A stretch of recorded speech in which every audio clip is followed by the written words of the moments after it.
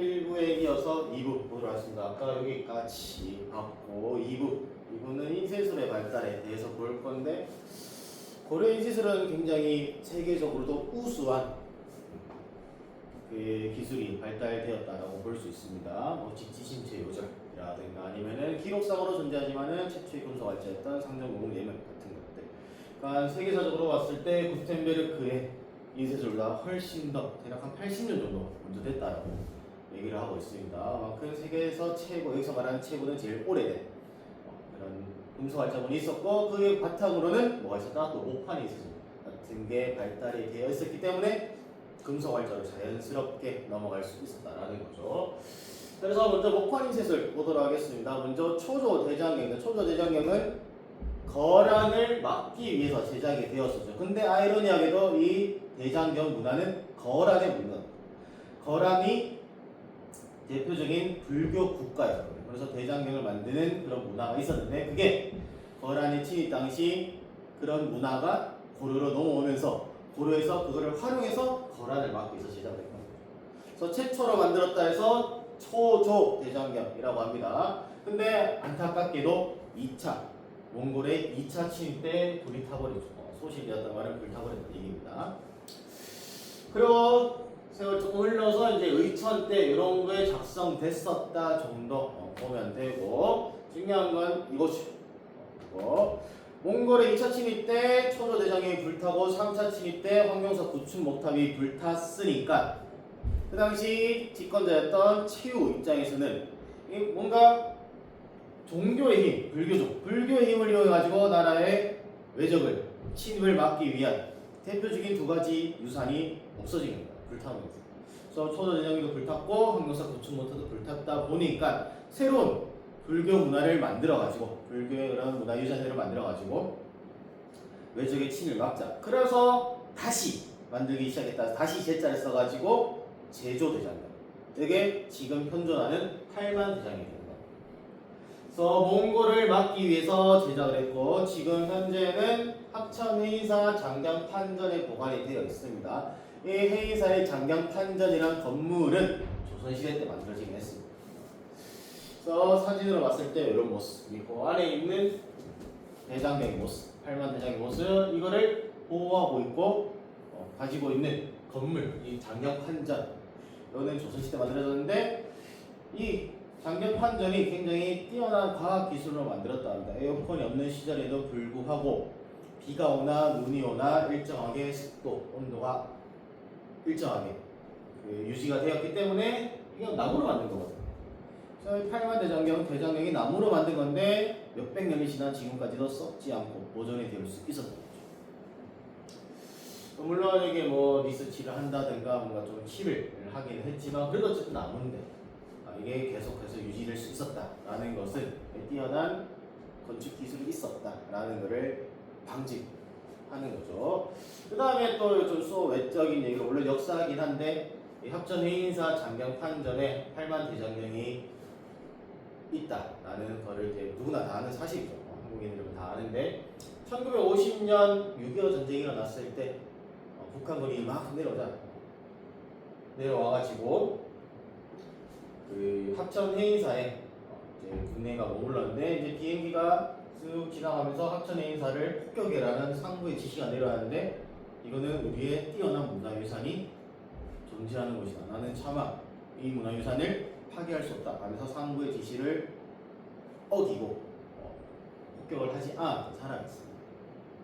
사람 이름이 김용인가 좀 그런데 어쨌든 그런 사람들 노력 덕분에 이게 아직까지 남아있고 우리가 지금 이제 실제로 볼 수 있게 된 거죠. 감사한 분이 어떻게 보면은.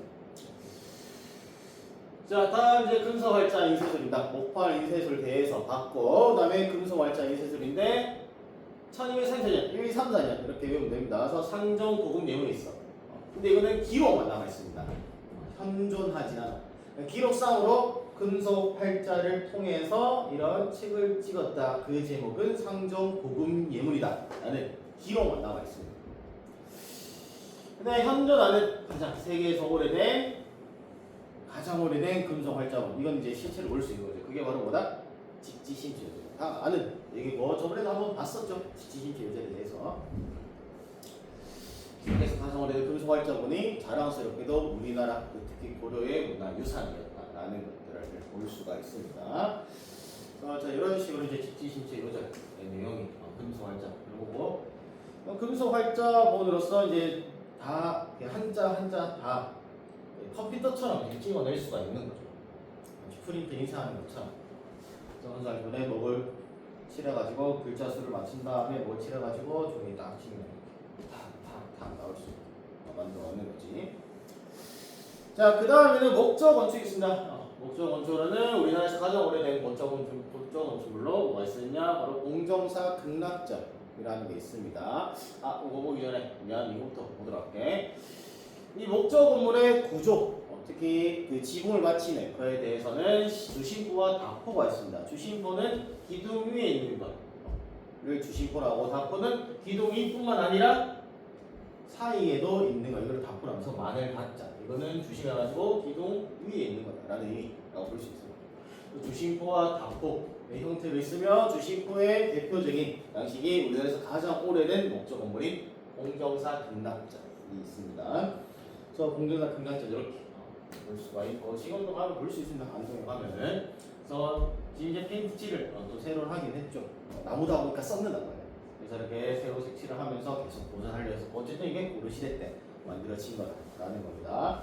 그 다음에 영주 부석사인 무량수정 이런 모습으로 남아있고 보면 나무가 진짜 오래되어 보이죠. 잘 안 보이면 확대를 해서 보면은 나무가 진짜 오래되어 있습니다. 그 다음에 예산의 수덕사 대웅전, 대웅전이라고 적혀있죠. 이 뜻이 다 고려시 때 만들어진 건데 아직까지 현존해 있다라는 거. 그 다음에 다포양식으로는 사리원 서물사 웅진전이라는 곳인데 이거는 우리가 지금 현재 못 봅니다. 사진송으로밖에. 왜? 이게 북한에 있거든요. 그래서 이런 식으로 남아 있다라는 사진으로서는 확인이 가능하지만 실제로는 볼 수 없다라는 거지. 자, 다음에는 석탑입니다. 석탑은 우리가 알고 있는 특히 경주 불국사에 있는 상국이란다. 그 3층 석탑이라든가 아니면은 다보탑 이런 개념이 아니고 굉장히 다각, 팔각이라든가 아니면은 굉장히 닫힌 12층, 9층 뭐 이런 식으로 이런 석탑이 유행을 합니다. 그래서 다각, 닫층탑이 많은 게 가장 큰 특징이라고 볼 수가 있습니다. 특히 평창 월정사에 8강 9층 석탑이 있는데 문물 귀족이 사치를 부렸다라고 보고 있습니다. 그래서 이게 평창 월정사의 8강 석탑입니다. 그래서 이런 돌을 하나하나 다 깎아가지고 그다음에 여러 가지 많은 층을 하는데 엄청나게 많은 돈이 되는데 그 돈을 댈 수 있는 사람들은 귀족밖에 없는 거죠. 그래서 고려 전기 때 이만한 돈을 대면서 뭔가 할 수 있었던 사람들은 몽골 귀족이었던 겁니다. 이렇게 다강 다층에 다 있었고 그 다음에 개성의 경청사지 시청 석탑이 있습니다. 지금은 이게 어디 있냐? 국립중앙박물관.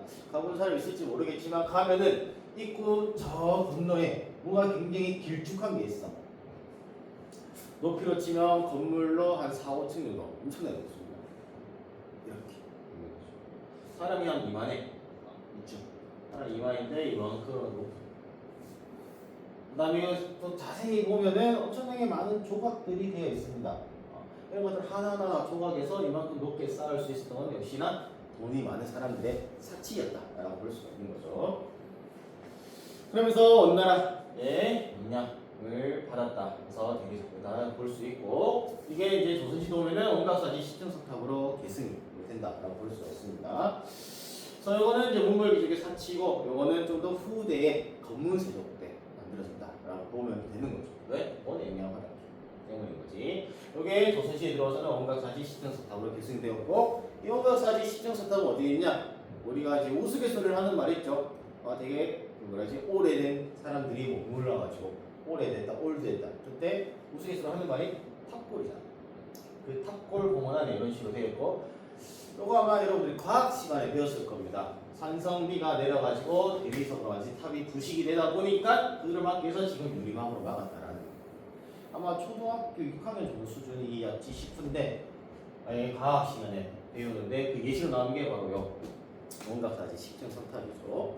그다음에 내가 방금 얘기한 것처럼 탑골 공원 굉장히 좀 몇 년 전에 놀면뭐 아닌가? 거기에서 뭐 탑골 음악 하면서 굉장히 좀 우스갯소리로 같이 좀 폄하했는데 사실 탑골 공원을 그런 식으로 얘기한다는 것은 좀 역사를 공부하는 사람으로서 굉장히 기분이 나쁘죠.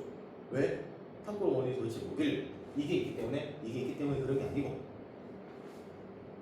우리나라에서 가장 큰 비폭력 저항 운동 3.1 운동이 시작된 것이 바로 이 탁골공원입니다. 실제강점기 제1 1919년 때 무단 통치기를 벗어나고 1920년 이제 무단 통치로 넘어가는 커다란 기점이 되었고 그 비폭력 운동이 누구한테까지 영향을 미치냐? 인도의 간디까지 영향을 미쳤다. 엄청나게 세계사적으로 중요한 운동이라고 해요. 중국의 오사운동 같은 거 영향을 미치고.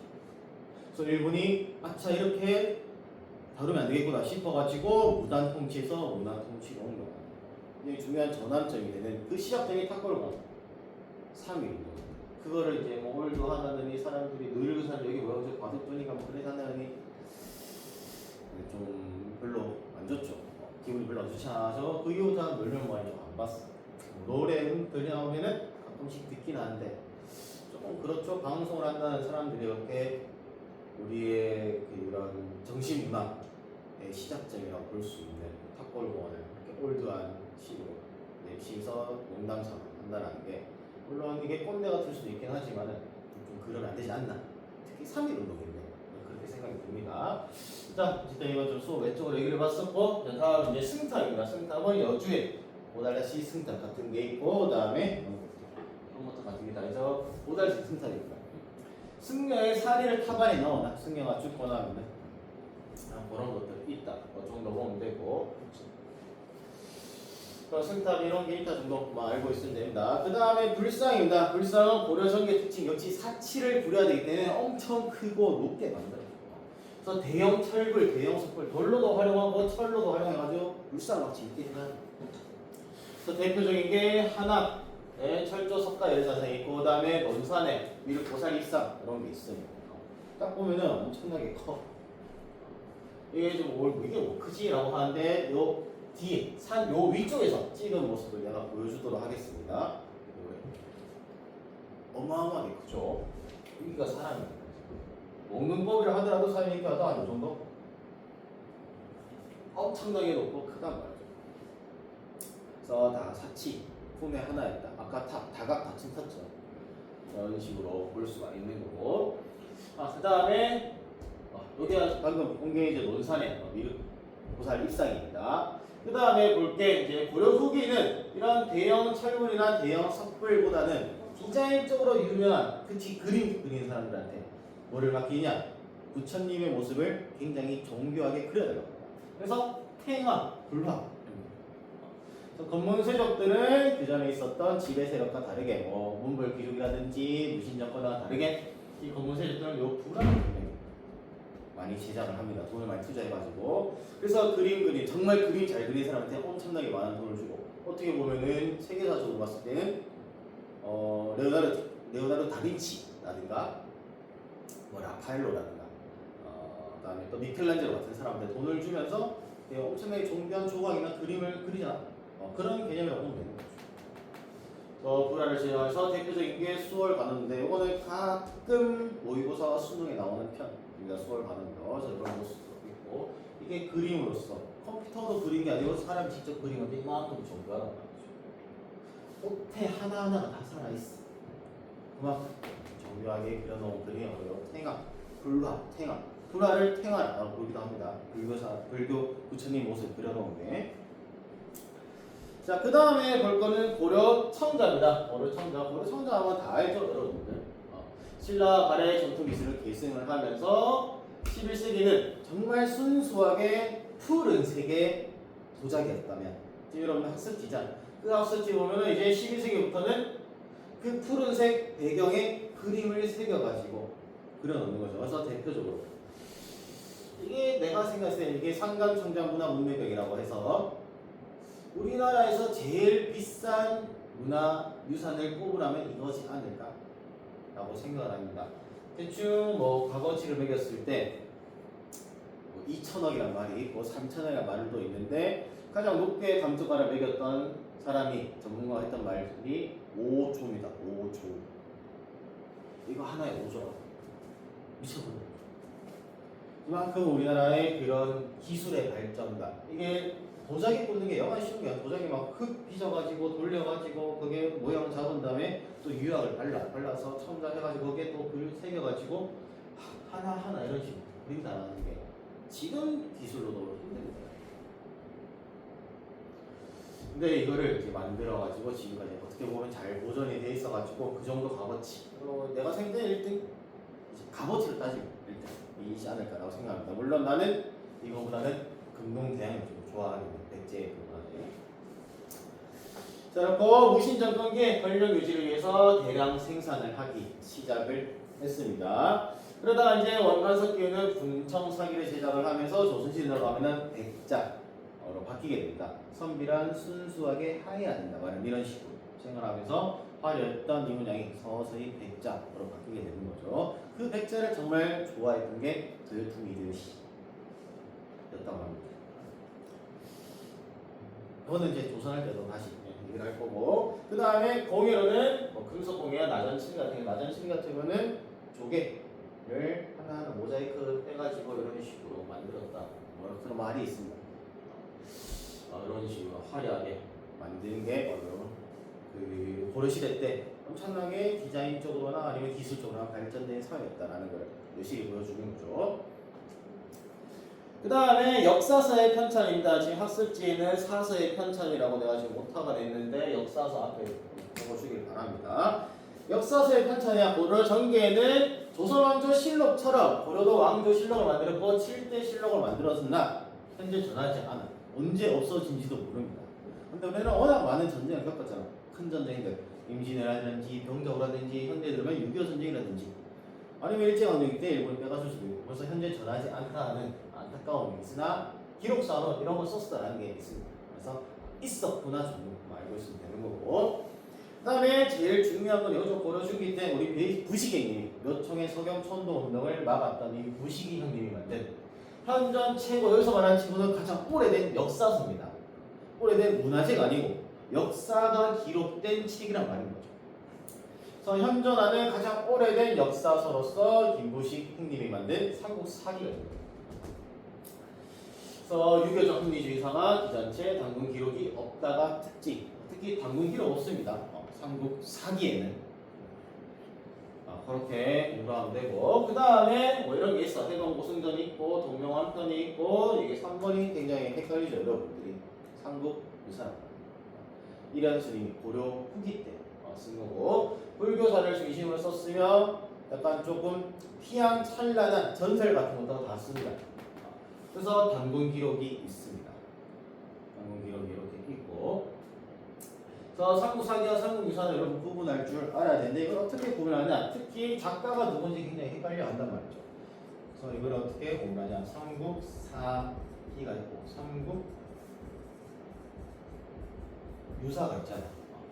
그래서 작가가 김부식이고 작가가 일연스님이죠. 여기에서 봤을 때 삼국사기에는 어떤 한 모음이 없어. 그러니까 이응이 없죠. 작가 김부식도 이응이 없어. 근데 삼국유사는 이응이 있고 작가 일연스님은 이런 그 이응이 두 개나 있어. 이런 식으로 정식입니다. 이응이 있네 삼국유사는 이런. 이응이 없네 삼국사기는 김부식 이런 식으로. 그러면 절대 안 헷갈려 이렇게 공부해. 나도 어릴 때 공부할 때 진짜 많이 헷갈렸거든. 이런이 삼국사기인가 삼국유사인가 하면서. 근데 모음에 따라 가지고 보면은 바로바로 알 수가 있게 되는 거예요. 이제 앞으로 여러분들 이제 이런 식으로 공부하면 절대 안 까먹습니다. 나이가 60이 들어도 안 까먹는다. 진짜 절대. 삼국사기, 부식행리, 삼국유사 이런 스님 썼다라는 거 알고 있으면 되고, 나머지 부분도 여러분들 좀 알고 있어야 됩니다. 제왕국이 같은 거는 특히 단군부터 고려 충렬안까지 역사가 기록됩니다. 이런 게 시험 문제 되기 참 좋죠. 이거 내놓고 다른 거 내놓고, 요거 내놓고 다른 제목 쓰는 거. 꼭 알고 있어야 된다. 시험 낼 거라는 얘기죠. 그래서 김부식님과 이런 스님, 각각 삼국사기, 삼국유사를 썼다라는 거고, 그 다음에 유학의 발달입니다. 마지막 장이죠. 8페이지 유학의 발달.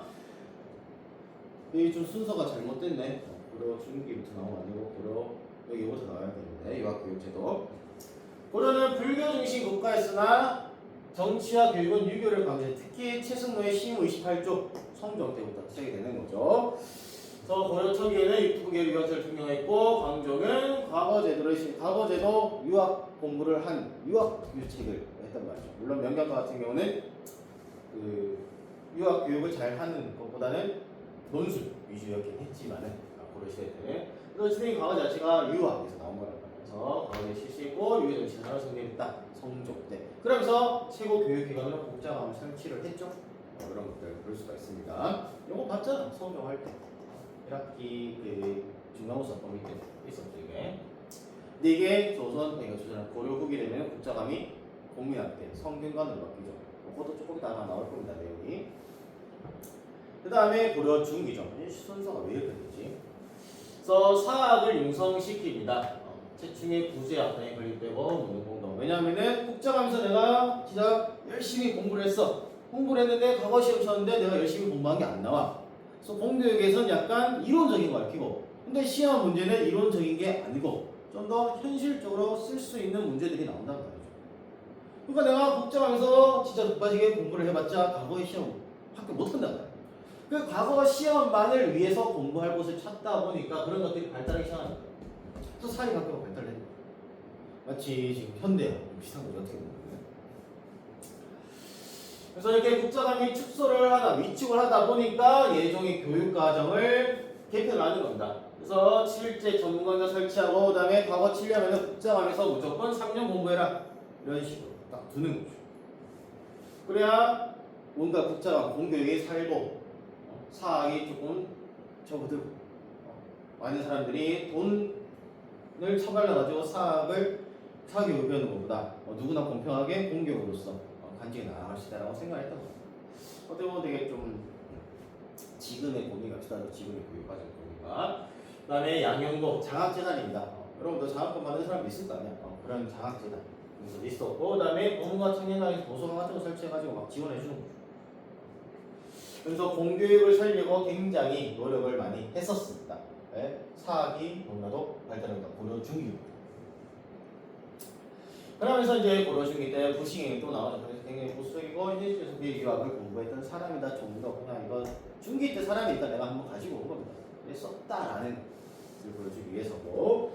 그 다음에 마지막으로 고려 후기입니다. 고려 후기 때는 뭐가 정례가 되냐? 성리학입니다. 유학의 한 갈래라고 보면 돼.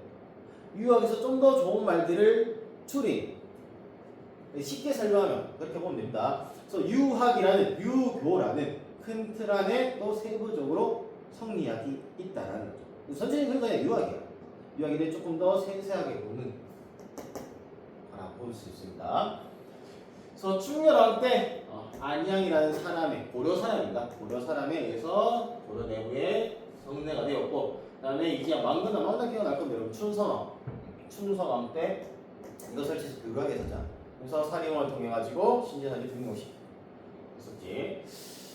자, 그러면서 신진 사대부가 사회개혁 사상으로 성리학을 수용을 하면서 공민한테 급격하게 성장했죠. 그렇지만 공부세종한테 아직 비할 바가 아니었다 라는 것까지 설명했었지. 7대3. 근데 시는 무예시에 들어오면서 7, 8대 가지고 결국 승리가 왔다 라는 거지. 그래서 같은 사람 나오죠. 목은 이색. 그 다음에 삼봉 정도전 혹은 정몽주 이런 사람들이 계속하면서 뭔가 개혁을 하려고. 그래서 그런 개혁에는 공감대가 형성이 되었으나 보자. 온것, 급진 둘이 싸우게 되고 결국에는 정몽주가 이광원선을 죽게 되는 거죠. 조선이 공격이죠. 물론 나중에 정도전도 제일 처음 왕대날 때 이광원선을 죽게 되지만 그런 내용들도 8차 시할 때 같이 봤었습니다. 그래서 이 신진사대부들은 불교를 비판하면서 조선의 통치 이념으로 정착을 하는 거죠. 뭐를? 유학을. 그래서 조선은 유교 국가가 되잖아요. 불교 국가가 돼요. 그래서 유학을 국가의 통치 이념뿐만 아니라 국가의 기본 근간으로 삼는 거예요. 고려는 국가의 기본 근간을 불교로 했죠. 그 다음에 통치는 유학으로 했잖아. 근데 조선은 그게 유학과 유교 전부 다 국가의 근간과 통치 이념을 다 삼는 거예요. 조선의 통치 체제 할 때 다시 볼 겁니다. 그러면서 이제 국자감은 국화고려로 바뀌었다가 성균관이 되었다가 성균관으로 발전이 돼서 성균관이 조선시대의 최고 유학 교육관으로 쭉 남게 돼버리는 거죠. 그래서 내가 수업 시간에도 얘기를 했지만은 성균관은 조선시대 때 만들어져서 조선시대 때 최고 유학 교육기관으로 현재까지 이어지고 있다. OX 하면은 X라고 했었죠. 왜? 성균관은 언제 만들어졌기 때문에 고려시대 때 만들어졌기 때문에. 성균관이 고려시대 때 만들어졌다라는 거 꼭 알고 있습니다. 내가 이렇게 강조하는 이유는 이제 말 안 해도 알겠지. 다시 뭐 정몽주와 정도정 이렇게 볼 수가 있고, 그래서 이 2부 수업은 여기까지 하도록 하겠습니다. 뭐 장시간 동안 1편, 2편 또 집중이 잘 안 됐을 텐데 목소리가 또 잘 들렸는지 모르겠네. 잘 안 들리면 그냥 좀 소리 좀 키워서 듣고 고생을 했고, 7자시 이걸로 마무리하고 또 수업 시간 보도록 하겠습니다.